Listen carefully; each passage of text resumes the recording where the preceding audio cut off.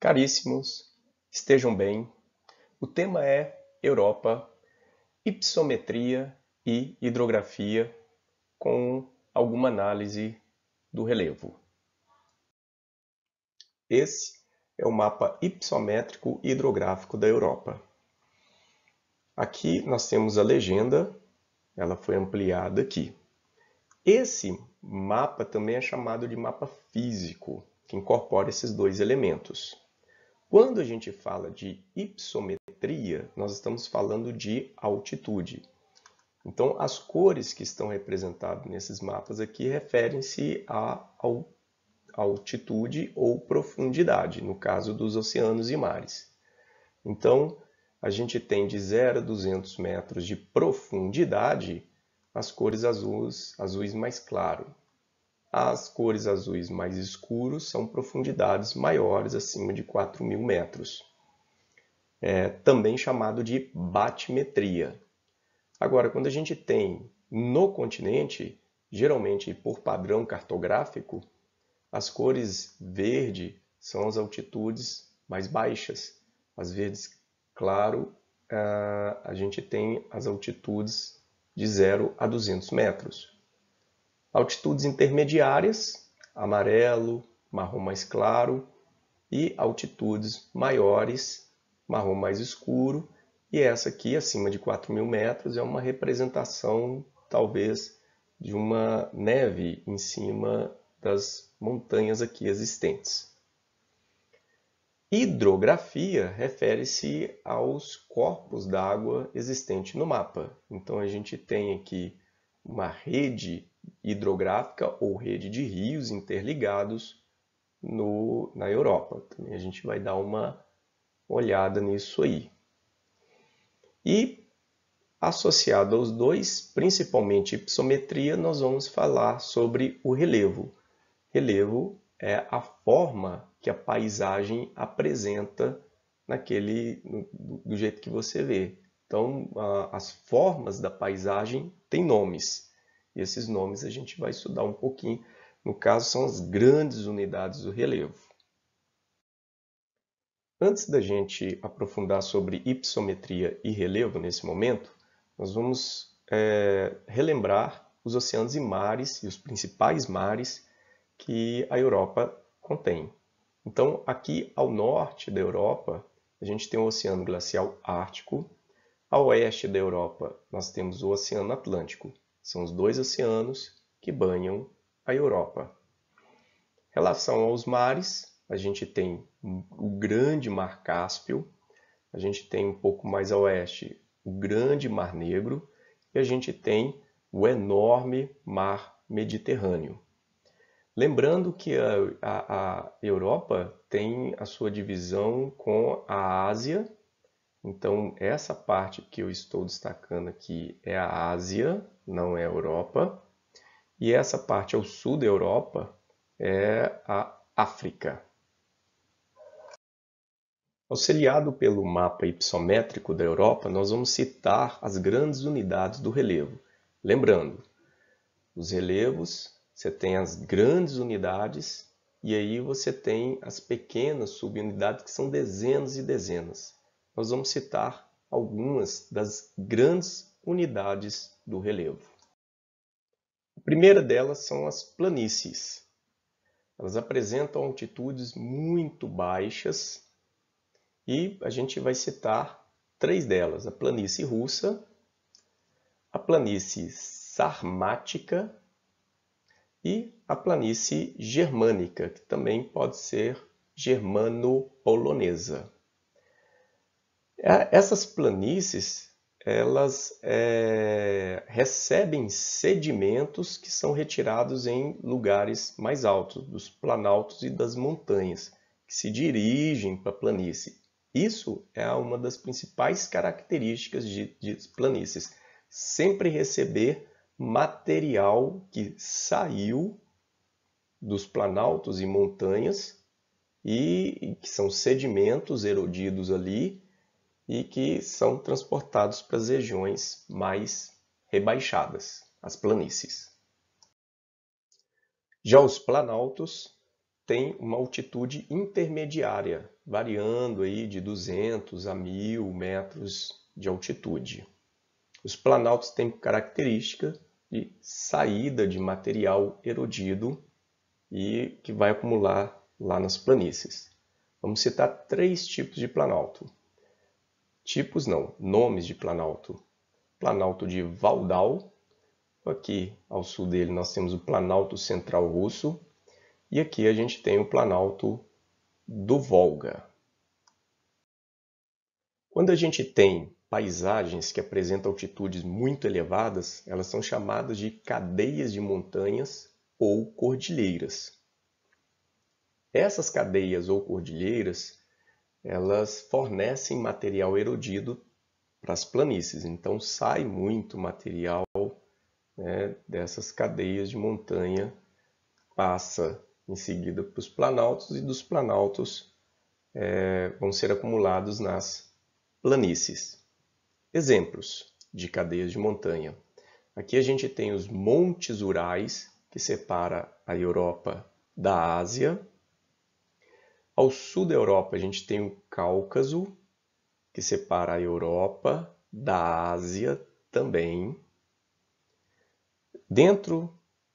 Totalmente dentro da Europa, a gente tem os Cárpatos. A gente também tem os Alpes, é o norte da Itália com o sul da França. A gente tem os Alpes Dináricos, aliás aqui, né? A gente tem os Alpes Escandinavos e a gente tem os Pirineus. Os picos são as partes mais elevadas das montanhas, ou seja, o cume da montanha. A gente vai ver alguns exemplos desses picos, que são representados por esse símbolo, geralmente por padrão cartográfico, um triângulo escuro. Não está dando para ver aqui, porque a escala está muito reduzida, então nós vamos ampliar a escala. No caso, o destaque para o Cáucaso, aí fazendo ampliação a gente já vê esses pontinhos mais escuros que são os triângulos.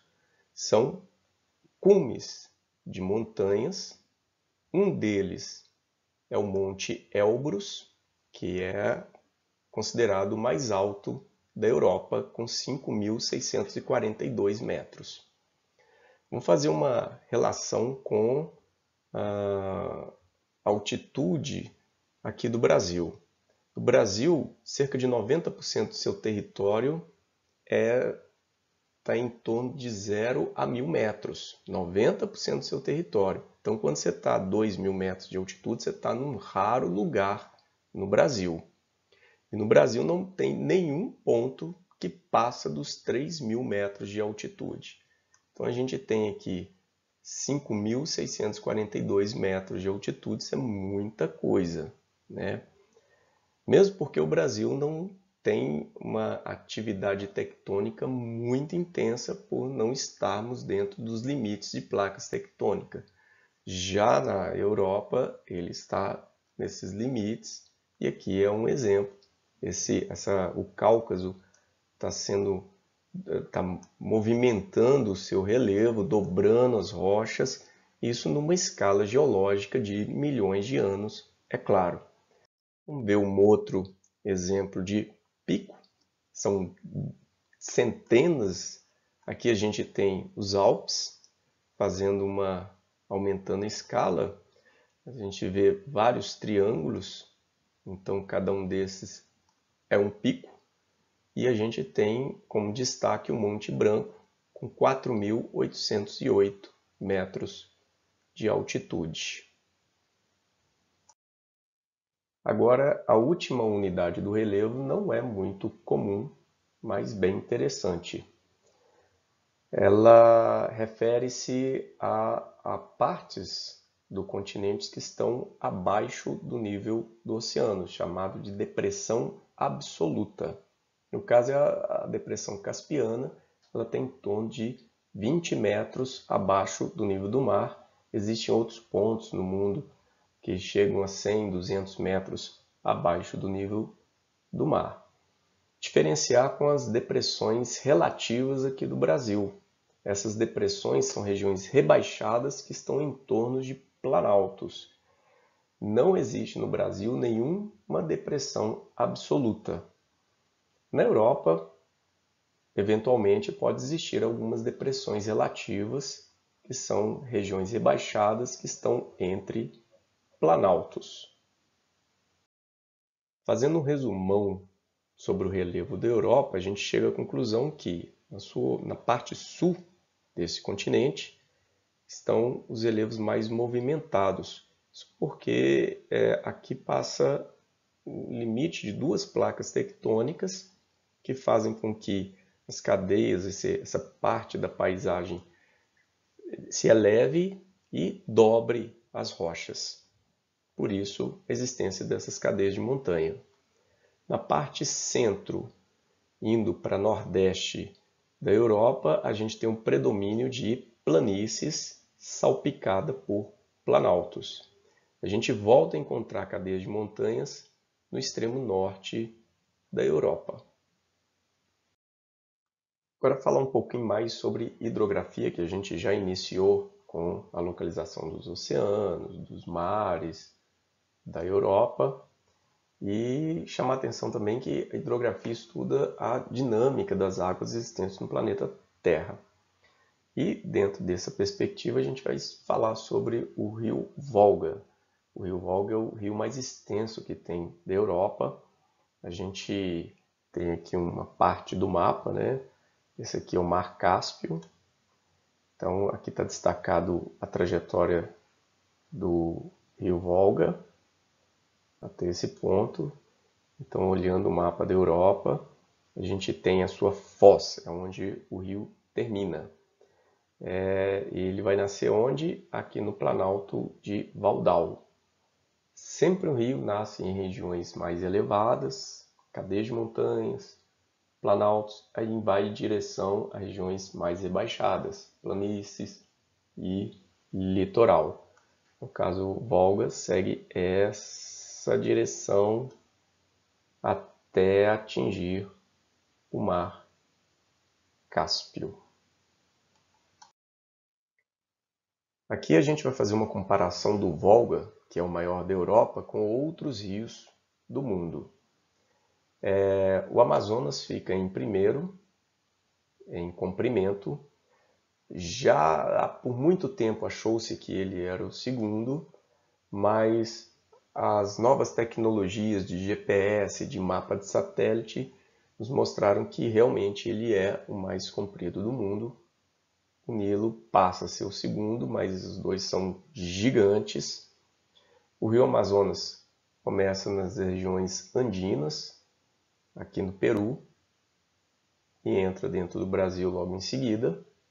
O rio Nilo nasce na Tanzânia, Uganda, Sudão do Sul, Sudão, entra dentro do Egito e tem a sua foz no Mar Mediterrâneo. Ele é o segundo. O rio Paraná, que nasce na região do Triângulo Mineiro, é o oitavo maior rio do mundo. Ele também passa, quando sai do Brasil, pelo Paraguai, Uruguai, pega a Argentina, e tem a sua foz aqui na região do Prata.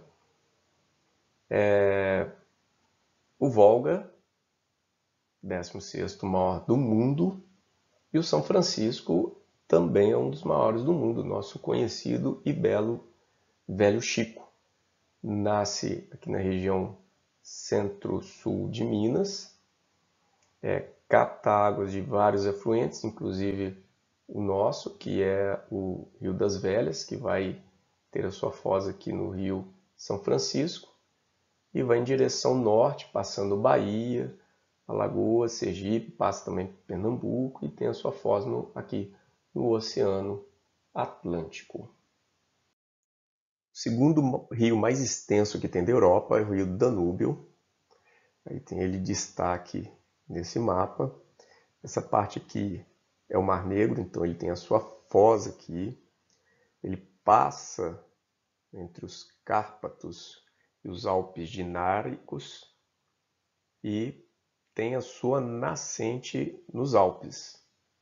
Então a trajetória desde a sua nascente é nos países da França, Alemanha, Hungria, Romênia, Bulgária, aí sim tem a sua foz no Mar Negro. Um terceiro rio que nós vamos ver é o Reno, importantíssimo. Ele nasce aqui nos Alpes. Ele não é tão comprido quanto os outros dois que a gente viu, que o Danúbio e o Volga, mas ele nasce aqui, passa basicamente entre a Alemanha e a França e tem a sua foz lá nos Países Baixos, na Holanda, no Mar do Norte, no Oceano Atlântico. Aproveitando que a gente explicou sobre o Rio Danúbio, falou sobre o Rio Danúbio e o Rio Reno, falar sobre uma das obras mais espetaculares que o ser humano fez, comparado com o Eurotúnel que liga a França ao Reino Unido através do mar, ou o canal que foi construído no Canal do Panamá, ligando o Oceano Atlântico ao Pacífico. Aqui também tem uma obra monumental. A gente tem em destaque aqui o rio Danúbio, aqui está os nomes em alemão, mas eu fiz uma traduçãozinha aqui. Então você tem aqui o rio Danúbio, da sua nascente até a sua foz no Mar Negro. E a gente tem o rio Reno, que também tem a sua nascente. Aqui nós temos os Alpes, né? E a sua trajetória até a Mar do Norte. E um dos afluentes do rio Reno é o rio Meno, que aqui está. O que o ser humano fez? Ele construiu um canal artificial ligando o rio Danúbio ao rio Meno. E esse canal construído, você pode ultrapassar por uma embarcação, utilizando o sistema de elevação e rebaixamento de eclusas, né? Que seriam elevadores hidráulicos, né? Utilizando a força da água.